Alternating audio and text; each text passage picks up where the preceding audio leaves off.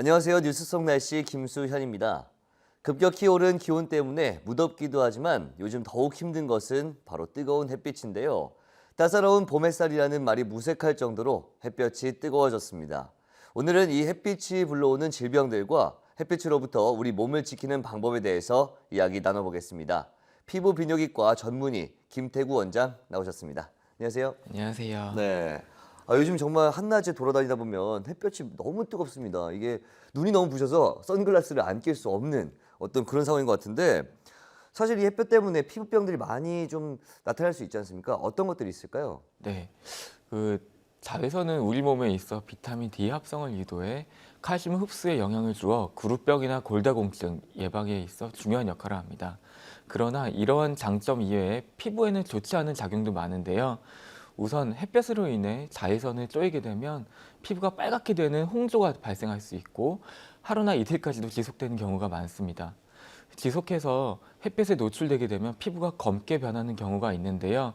이는 피부 속 멜라닌 세포 숫자가 증가해 멜라닌 합성 효소가 활성화되어 멜라닌이 피부 전층에 증가하기 때문인데요. 이런 색소 침착은 자외선에 의한 피부 손상을 막기 위한 우리 몸의 반응입니다. 그리고 자외선은 일광 화상도 발생시킬 수도 있고 피부 DNA 손상을 초래해 탄력섬유 변성과 콜라겐 합성을 감소시켜 피부의 광노화와 피부암까지도 발생시킬 수도 있습니다. 네, 지금 피부암을 말씀을 해주셨는데 사실 피부암이 우리에겐 좀 생소한 느낌이 있거든요.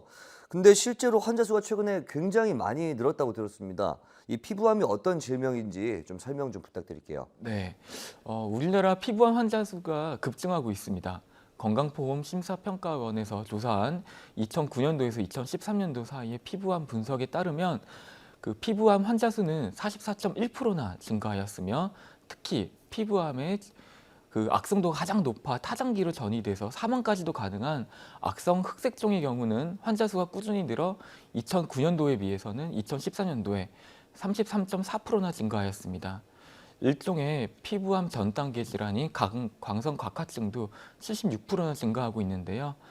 피부암의 유병률이 이렇게 증가하는 것은 인구 고령화와 야외활동 증가에 따른 자외선 노출 빈도가 높아졌기 때문이라고 생각이 됩니다. 햇볕에 과다 노출이 되면 나타날 수 있는 흔한 피부암으로는 기저세포암을 들 수가 있는데요. 기저세포암은 한국인들의 피부암 중에서 가장 흔한 악성 종양입니다. 태양 광선에 오랜 기간 동안 노출받은 부위에 잘 생기며 다른 악성 종양과는 달리 천천히 커지고 다른 장기로의 암세포 전이도 낮지만 치료 시기를 놓치게 되면 사망에 이르기도 합니다.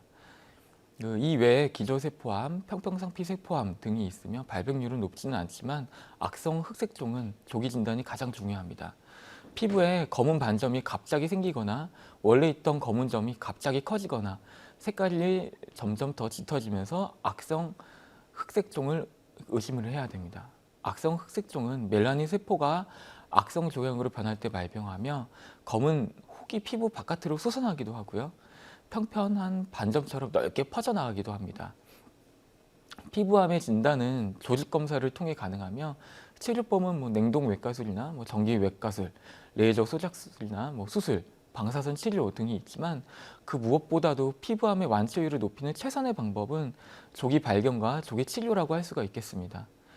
그리고 자외선 차단제를 매일 발랐을 경우에 피부암 발생률이 30%나 줄어든다는 논문이 보고가 많이 보고되고 있는데요. 자외선 차단제를 열심히 바르면 예방에 큰 도움이 될 것이라고 생각이 됩니다. 네, 그리고 요즘은 이 햇빛 알레르기도 굉장히 많이 이야기가 나오고 있는데 제 아는 분 같은 경우는 햇빛을 잠깐만 쐈는데도 좀 가렵고 좀 빨갛게 달아올랐다 이런 이야기가 있었습니다. 햇빛 알레르기 어떤 건지 다시 한번 정의를 좀 내려주시죠. 그 햇볕이 강한 여름이 다가오면서 햇빛 알레르기 환자들도 점차 늘어나고 있는데요. 태양 광선에 피부가 민감하게 반응해서 발생하게 되며 햇볕에 노출된 후 피부가 빨갛게 부어오르거나 가렵거나 화장을 하지 못할 정도로 화끈거리고 발진이 목으로부터 가슴이나 손등, 팔다리까지 나타날 수 있습니다. 햇볕 알레르기는 자외선으로 인해 피부 알레르기 반응이 나타난다거나 면역력이 약해져 과민 반응을 일으켜 발생하는 경우도 있습니다. 특히 항생제나 소염 진통제 또는 고혈압 약물 등을 복용하고 햇빛에 노출된다거나 일광 차단제를 바른 후에 햇빛에 노출된 경우에도 흔히 발생하기도 합니다. 그 강한 자외선이 표피와 진피층을 통과해 면역 세포를 자극함으로써 발생하기 때문에 근본적인 원인을 찾아 치료하는 것이 그리고 예방하는 것이 중요합니다. 치료는 일반적인 알레르기 치료와 비슷합니다. 주기적으로 광선 치료나 스테로이드 연고 아니면 항히스타민 제제 또는 스테로이드나 면역 억제제 등의 약물 치료가 가능하나 그 무엇보다도 자외선 차단제를 열심히 사용하고 햇볕에 장시간 노출을 피하면서 예방하는 것이 더욱 중요하겠습니다. 네, 자외선 차단제 이야기가 나와서 좀 말씀을 드리는 건데 요즘에 사실 화학 제품에 대한 생각이 많이 좀 달라지지 않습니까? 좀 많이 민감하게 생각하고 있는데 그렇기 때문에 뭐 남성용, 아이용, 여성용 다 따로따로 나오고 있는 것 같습니다. 그렇다면 이 성별 또 연령별 뭐 어떻게 이 제품을 선택해야 되는지 모르는 분들 저도 그렇지만 많거든요. 좀 설명 좀 부탁드리겠습니다. 우선 선크림을 고르실 때 하나의 팁을 드리자면 겉면에 SPF, 즉 자외선 차단 지수와 PA, 즉 자외선 차단 등급을 찾아보실 수가 있는데요. 대부분은 SPF만 보시고 결정하시는 분들이 많더라고요. SPF는 자외선 B 그리고 PA는 자외선 A 차단 지수로 주로 자외선 A가 광노화 및 색소 침착을 일으키기에 SPF뿐만 아니라 PA도 꼭 확인을 하시고 구입하시는 것이 좋겠습니다. 일상생활에서는 SPF 15에서 20 이상, PA는 플러스 1 이상을 사용하는 것이 좋으실 것 같고요. 외출이 잦으신 분들은 SPF 30 이상, PA는 플러스 2 이상을 권장드립니다.